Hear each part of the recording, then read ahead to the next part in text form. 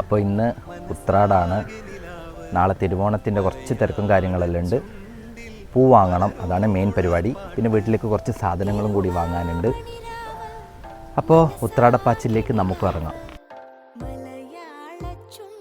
അപ്പോൾ ഞങ്ങൾ പൂവെല്ലാം വാങ്ങാൻ വേണ്ടിയിട്ട് ഇവിടെ ഓച്ചിറ സൈഡിൽ വന്നിട്ടുള്ള ഭയങ്കര വിലയാണ്. എന്നാലും നമുക്ക് വിലയിലൊന്ന് ചോദിച്ചു നോക്കാം. ചേട്ടാ ഇത് 100 ഗ്രാം 60. ഇത് 100 ഗ്രാം 60 അല്ലേ? ഇതോ മല്ലികയോ? 30 റുപ്യേ ഉള്ളൂ. ഇതൊരു 200 തന്ന. ഇതിനെല്ലാം എത്ര ഉണ്ട്? ഓറഞ്ചിന് ഇത് 180.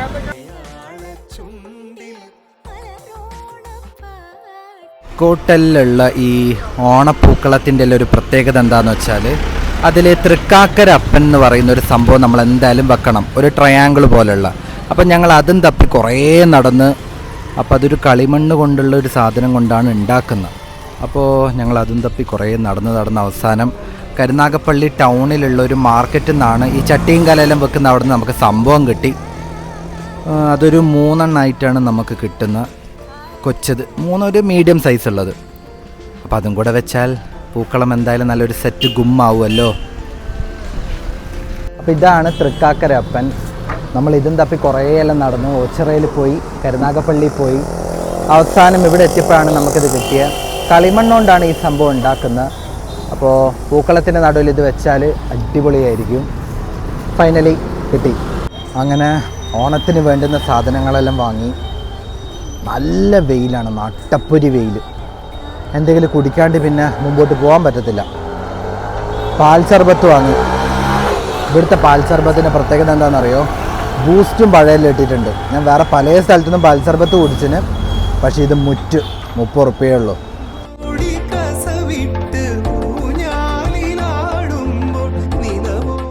ഞാനിപ്പോൾ ഉള്ളത് കിച്ചുവിൻ്റെ വീട്ടിലാണ്. കരുനാഗപ്പള്ളിയിലാണ് ഞാനുള്ളത്. ഞാനൊരു മാഹിക്കാരനാണ്, അതിനെ അറിയാത്തവരോട് വേണ്ടിയിട്ടാണ് ഞാൻ പറയുന്നത്. അപ്പോൾ എൻ്റെ ഇപ്രാവശ്യത്തെ ഓണം കിച്ചുവിൻ്റെ വീട്ടിൽ ഇവിടെ കരുനാഗപ്പള്ളിയിലാണ്. തെക്കോട്ടെല്ലാം ഞാൻ മനസ്സിലാക്കിയ ഒരു രീതി എന്താണെന്ന് വെച്ചാൽ, ഇവിടെ ഉത്രാടത്തിന് വൈകിട്ടാണ് മെയിൻ പൂക്കളം ഇടുന്നത്. അത്തം മുതലേ എല്ലാവരും ഇടും, പക്ഷെ ഉത്രാടത്തിനാണ് എല്ലാവരും പൂക്കളെല്ലാം ഇടുന്നത്.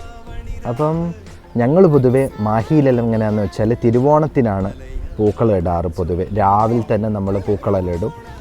അപ്പോൾ ഞങ്ങൾ നേരത്തെ സാധനങ്ങളെല്ലാം വാങ്ങിച്ച് വന്നു. അപ്പോൾ കിച്ചുവിടെ വീടിൻ്റെ വരാന്ത അടിച്ച് വാരി ഒന്ന് തുടക്കുവാണ്.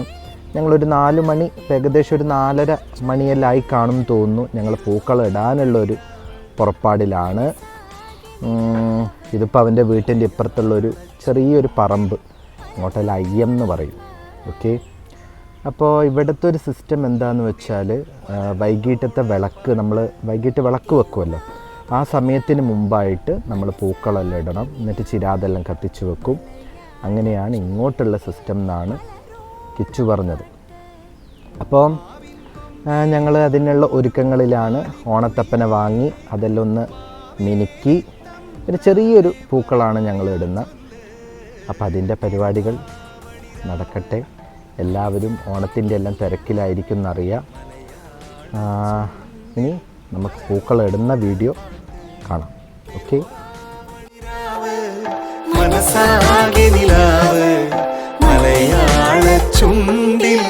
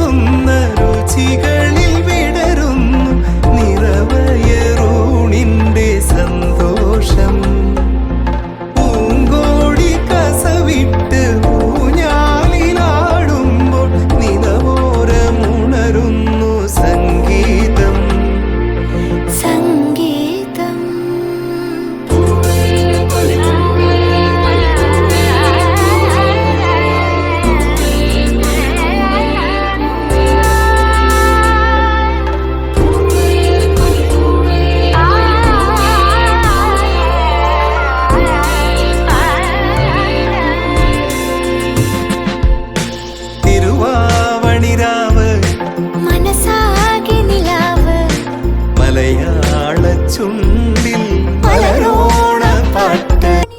അങ്ങനെ ഞങ്ങൾ പൂക്കളത്തിൻ്റെ പരിപാടി മുഴുവൻ കഴിഞ്ഞു.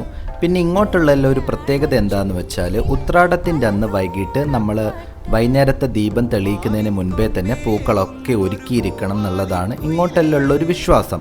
എന്നിട്ട് നമ്മൾ നിറച്ചും ചിരാതൊക്കെ കത്തിക്കണം. ഓണത്തപ്പനെ വരവേൽക്കാനാണ് എന്നുള്ളൊരു വിശ്വാസമാണ് ഇങ്ങോട്ടൊക്കെ ഉള്ളത്. അപ്പോൾ അടുത്തുള്ള വീടുകളിലും എല്ലാം ചിരാതൊക്കെ കത്തിച്ചിട്ടുണ്ടാവും. എല്ലാവരും പൂക്കളിടുന്നൊരു തിരക്കിലൊക്കെയാണ്. പക്ഷെ ഇതൊക്കെ ഭയങ്കര ഒരു സന്തോഷം അല്ലേ. നമ്മുടെ അങ്ങോട്ട് വടക്കോട്ടൊന്നും ഇങ്ങനത്തെ ഒരു സിസ്റ്റം ഇല്ല. ഫസ്റ്റ് ടൈമാണ് ഞാനിതൊക്കെ കാണുന്നത്. ഞങ്ങളുടെ പൂക്കൾ എല്ലാവർക്കും ഇഷ്ടപ്പെട്ടിട്ടുണ്ടെങ്കിൽ അതിൻ്റെ അഭിപ്രായം ഒന്ന് കമൻറ്റ് ചെയ്യണേ.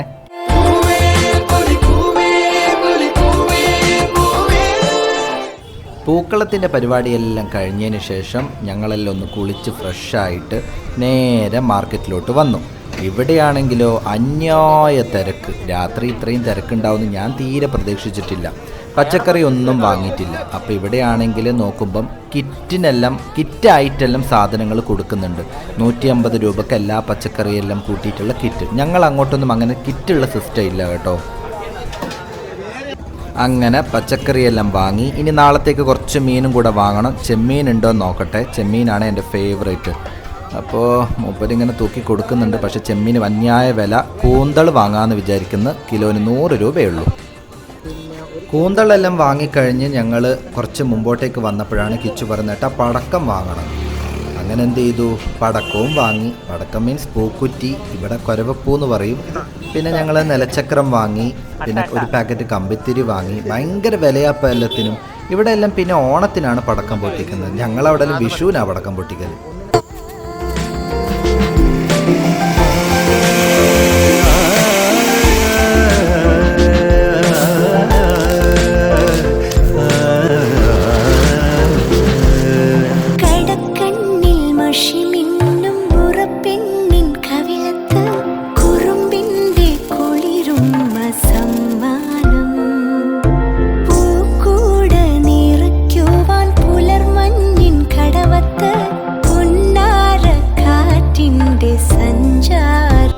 ഇന്ന് തിരുവോണാണല്ലോ.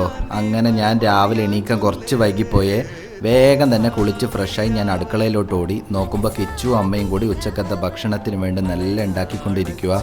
ഇവിടെയാണെങ്കിൽ ഇപ്പോൾ അടുക്കളയിൽ എന്തൊക്കെയാണെന്ന് നോക്കട്ടെ. പരിപ്പുണ്ട്, അവിയലുണ്ട്, അച്ചാറുണ്ട്, പിന്നെ കൂന്തൽ റോസ്റ്റ് ഉണ്ട്, ചിക്കൻ റോസ്റ്റ് ഉണ്ട്, ചിക്കൻ ഫ്രൈ ഉണ്ട്.